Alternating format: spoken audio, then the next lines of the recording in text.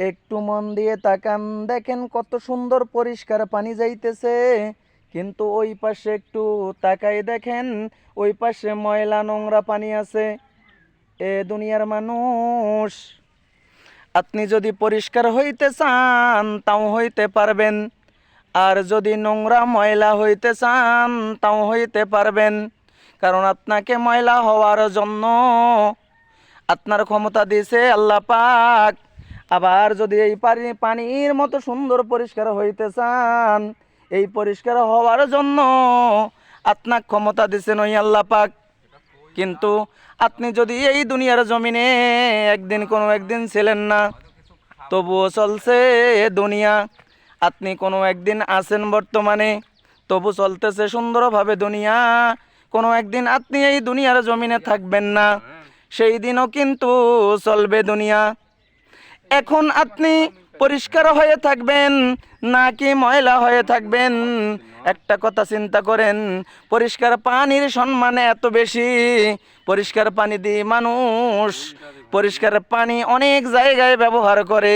পরিষ্কার পানি শুধু ব্যবহার করে না, খুব বেশি পরিষ্কার হইলে এইটা শ্রেষ্ঠ মানুষ মানুষ পান করে। পানির অপর নাম জীবন, আমরা অনেকেই জানি।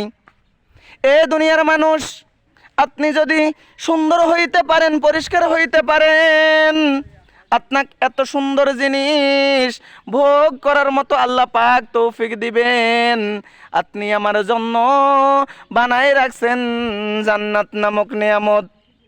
আসেন আমরা প্রত্যেকটা মানুষ এত সুন্দরভাবে পরিষ্কার হব যেন আমাদের জীবনে ময়লা না থাকে। আর আমরা পরিষ্কার হব কিভাবে? পরিষ্কার হওয়ার দিকগুলো হইতেছে, আমরা আমাদের জীবনে কোনোদিন হারাম খাবার খাবো না।